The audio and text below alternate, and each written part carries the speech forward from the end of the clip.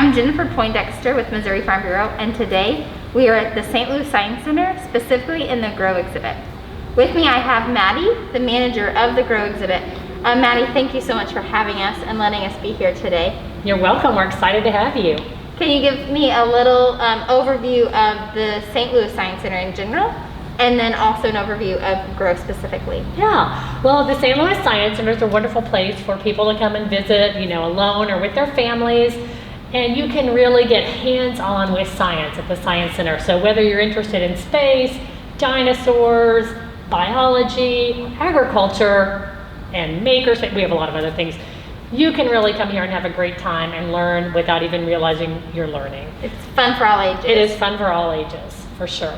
And then specifically with Grow, what we talk about out here, and this is the newest gallery, full-scale gallery to the Science Center. It opened in 2016. And in Grow, what we want to do is introduce people to agriculture and farming and really the story of where their food comes from now and in the future. So many people like you and I that are involved in agriculture day to day, we know that farmers are essential to us living, and that things come from agriculture that we wouldn't specifically think of. What's an interesting story that you've kind of seen come through the Grow that really stuck out to you as a learning experience? Well, I'll tell a story of something I learned myself from a visitor, because learning is not one way, right? Which is really cool. And what I love about Grow is that it's really a place for farmers to be seen.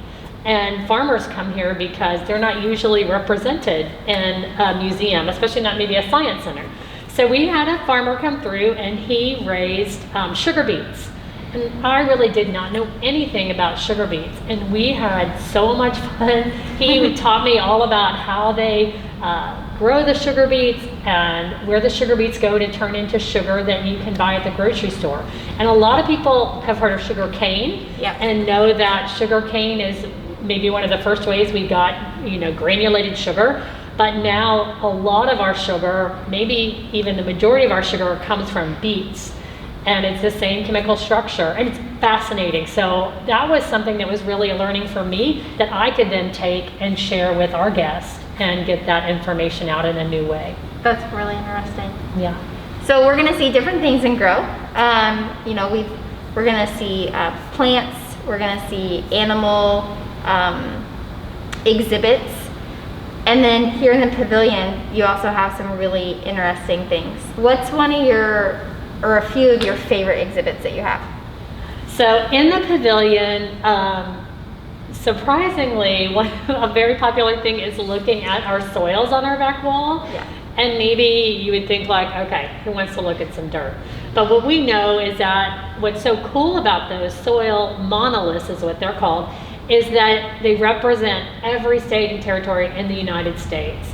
And so people visiting from all over can literally find what we call their home earth.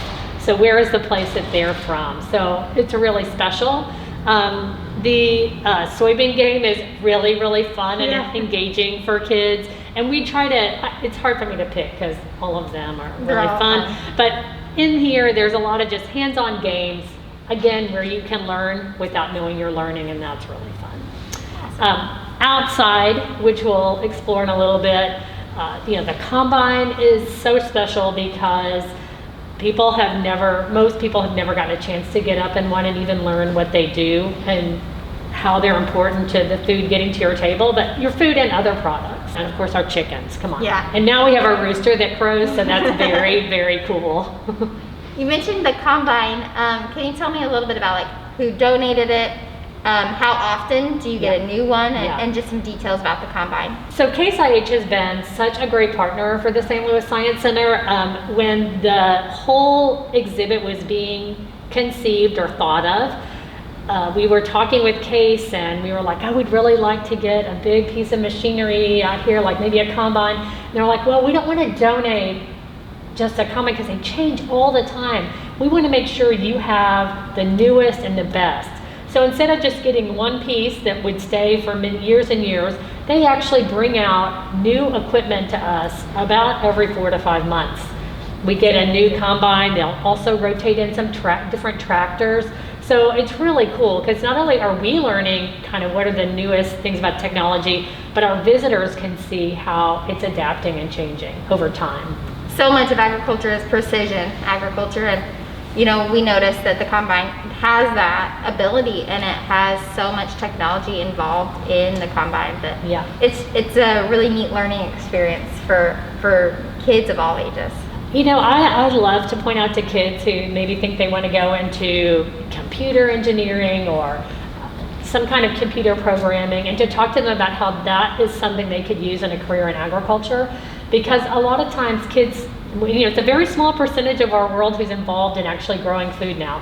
And so to hook them up to possible careers and show them how prevalent technology is, whether it's drones, whether it's building a new way to plant seeds or an irrigation system, but also, you know, how that food is processed and the machinery and mechanics involved. There's so many opportunities for kids to get excited about agriculture and possible careers. One of the really amazing things to me about the St. Louis Science Center is that you have really interactive displays, but you also have things that are a part of agriculture actively growing, that are a part of our everyday lives that we don't really connect with farming. Right.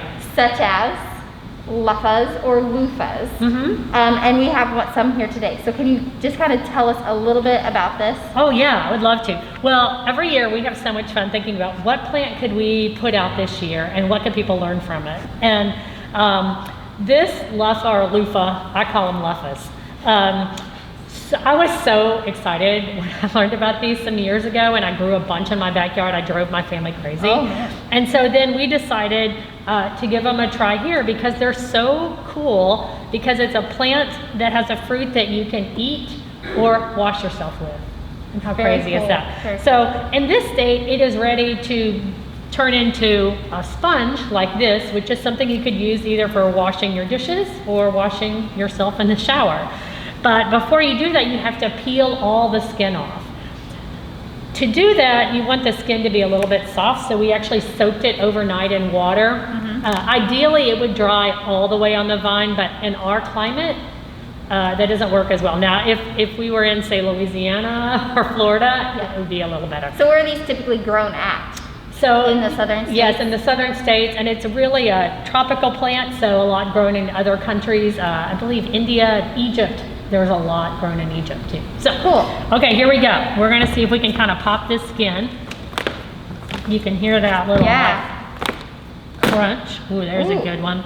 And so we were able to kind of break this. And what's cool is that underneath it, you start to see the sponge. Oh, that's amazing.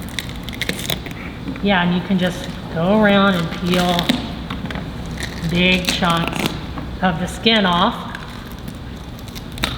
And then once you have all the skin off the Luffa, then you would take it and rinse it with tons and tons of water and then eventually dry it, and the seeds will come out.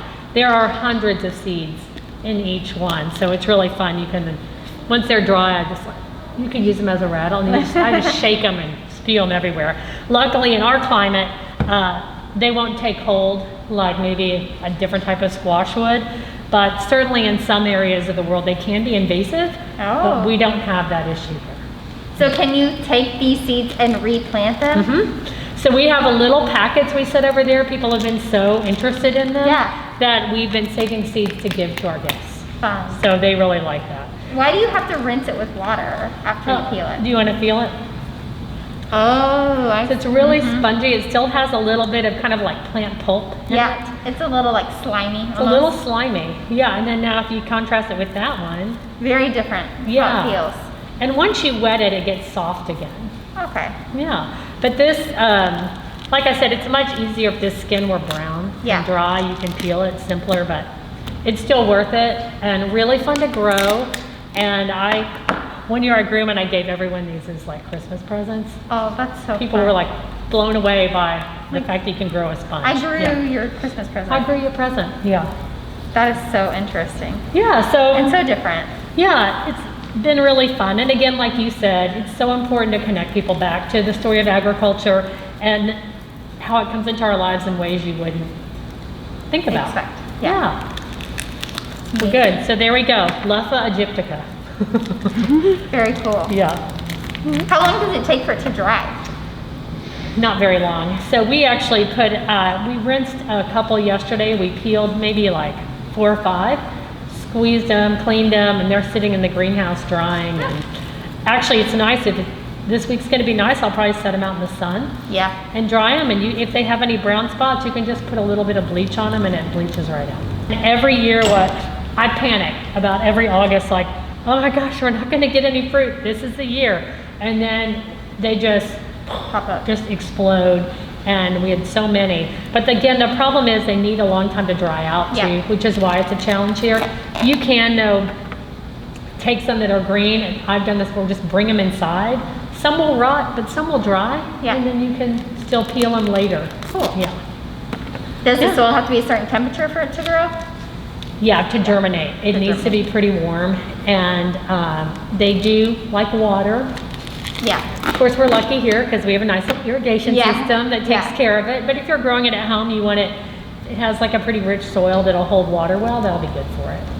And it's a viney plant? It's very viney, and it's huge. It will grow everywhere, so make sure you have a place for it to climb. Okay. Also, like I said earlier, that you could eat it. Yeah. So you see how large this is. Usually if you were going to eat it, it might be more like this and smaller, like the size of a cucumber. Okay. So before it gets nice and fat, when it's really still small and it's a circumference, you can eat it. It has a texture like a little bit like eggplant in its sponginess, and you can use it in stir fries and soups. It's very common in countries like Vietnam.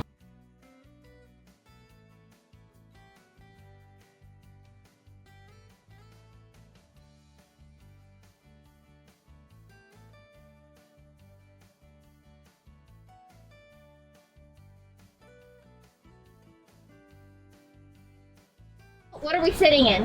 A combine? And what does a combine do, Emmett? Do you know? I'm pretty sure it harvests plants. It does. We harvest crops with a combine. And so in a normal combine, here, turn on here, we would have a head attached to this thing right here. And it would either be a corn head or a soybean head. And that's how we can harvest our crops out of the fields. This is a grape plant. And you see how it vines? Yeah. That's how they grow. Look, that's a twisty one. Yeah, here. You can kind of see one right there, straight up. Yeah. So this has already been harvested. They're picked already. Wait, that just tangled up on me. Yeah, yep. That's the vine. Why is this just tangled up on me? It's just how the stem is. But hey, back up. What part of the plant do you think we eat with grapes? The stem, the root, the leaf, or the fruit? The fruit. The fruit, yep. We eat the fruit and the grapes. Pretty cool, right? It has a woody stem. It's brown, has a woody stem, and it vines out, which is kind of cool, huh? Yeah. What do you think is in here? I don't know. So this is what we call compost. And so in here there's dead plants and vegetables and all kinds of good stuff in here. And then they add soil to it. And then when it's done, we call it compost.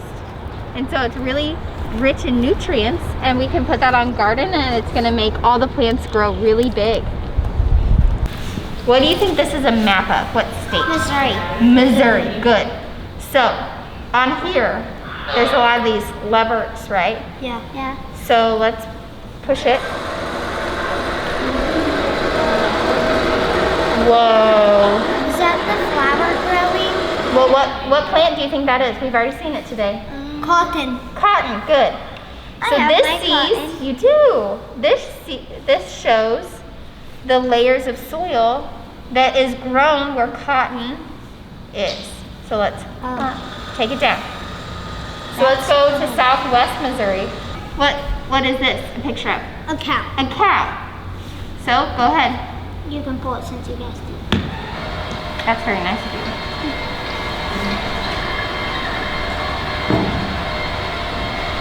Hey. That's taller than the. So see, the layers of soil is different here than it was there. Wait, that's all.